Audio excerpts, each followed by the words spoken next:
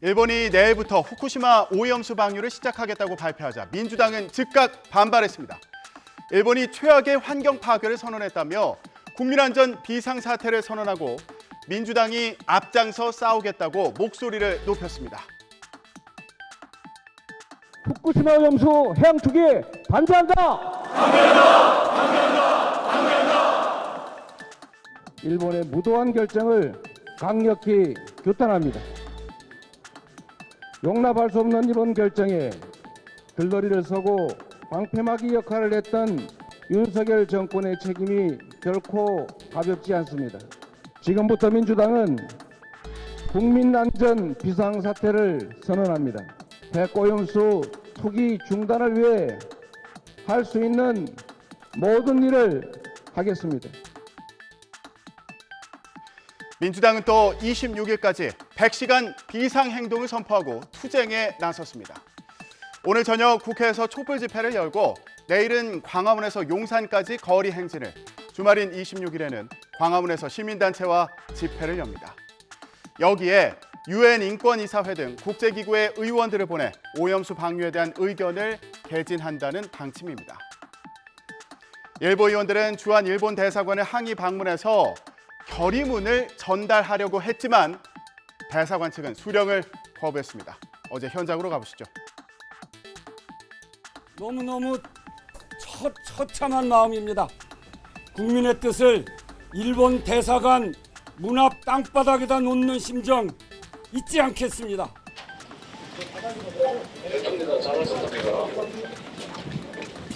여기다 놓을 수가 없잖아요.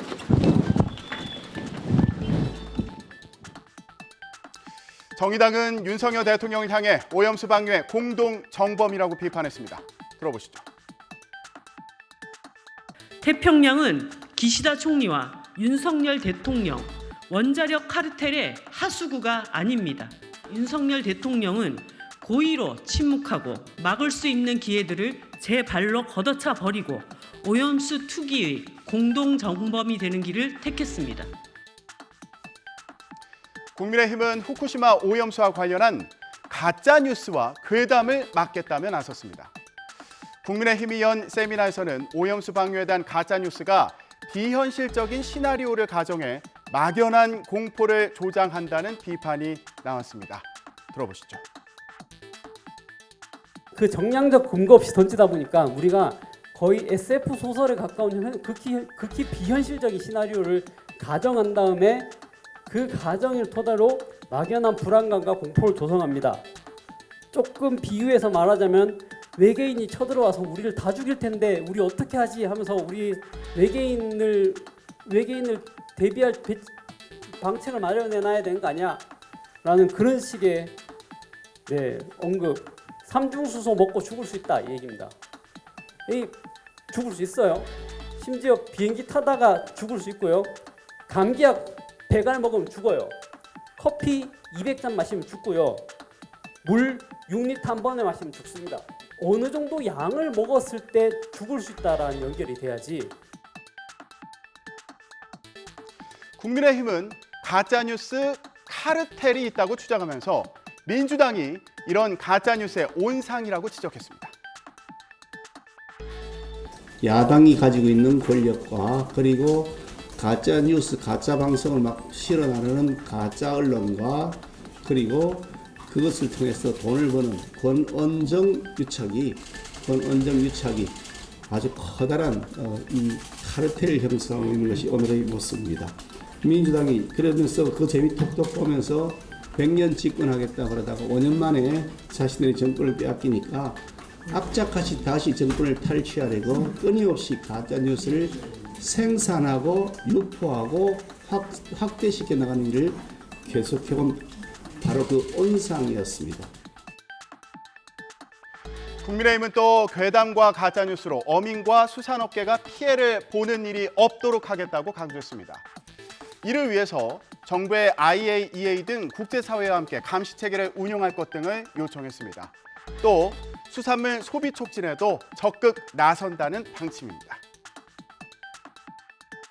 급식업계라든지 여러 이런 곳하고 해서 우리 어민들께서 지금 재고로 쌓여가고 있는 수산물에 대한 소비를 촉진할 수 있도록 당이 또 정부가 함께 협력을 해서 지원하도록 그렇게 하겠습니다.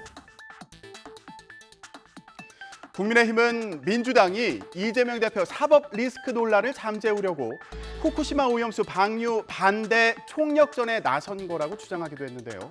들어보시죠. 오늘 일본의 방류 결정은 이재명 대표의 사법 리스크로 더 끌고 있는 당내 내용과 연일 불거지는 방탄 비판의 따가운 시선을 돌릴 절호의 기회나 다름없는 셈입니다. 마치 기다렸다는 듯 총력 투쟁에 나서겠다며 엄포를 놓기 바쁩니다. 이렇게 이재명 대표 사법 리스크에 대한 공세가 이어지는 가운데 쌍방울 대북 송금 의혹을 수사하는 검찰이 이재명 대표를 제3자 뇌물 혐의로 입건했습니다. 이로써 이 대표는 참고인에서 피의자 신분으로 전환됐는데요. 검찰의 소환 조사와 영장 청구가 이어질 거라는 전망이 나옵니다. 검찰의 입건 소식에 이 대표는 황당하다 이런 반응을 보였습니다. 직접 들어보시죠.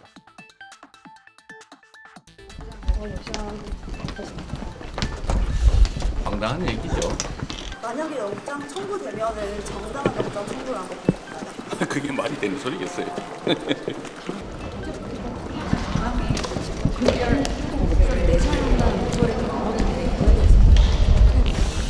비회기 때 당당하게 청구해서 처리하는 게 좋지. 굳이 정치적 분란을 야기하려는 정치 공작으로 생각이 돼요. 이런 가운데 거액의 가상자산 거래 논란 등으로 국회 윤리특위에 제소된 김남국 의원이 돌연 차기 총선 불출마를 선언했습니다. SNS를 통해 국회 징계 심의 결과와 관계없이 다음 총선에 나서지 않겠다고 밝혔습니다. 갑작스러운 불출마 선언으로 국회 윤리특위 소위에서 진행 중이던 징계안 심의도 미뤄졌는데요. 앞서 국회 윤리심사자문위에서 최고 수준 징계인 제명을 권고한 가운데 중징계를 피하려고 뒤늦게 불출마 선언을 한 거 아니냐는 시각도 있습니다. 김경수 기자 리포트 보고 오시죠. 실제로 불출마 선언은 김 의원 징계안을 논의하고 있는 국회 윤리특위 소위 회의에도 영향을 미쳤습니다. 무기명 투표로 김 의원 징계 수위를 결정하려던 계획이 미뤄진 겁니다. 저희로서는 김남국 의원이 10시 반에 불출마 선언을 한 것에 대해서 그걸 어느 정도로 평가해야 될 건지에 대한 논의가 필요하다고 판단이 돼서 김남국 의원 건이 좀 더 늦어지는 측면이 있습니다만 민주당 입장을 수용해서 일주일 수년하기로 했습니다. 여야 동수로 구성된 소위위원 6명이 각각 양심에 따라 표결하는 게 원칙이지만 김 의원이 몸담았던 민주당에서는 동정론도 감지되고 있습니다.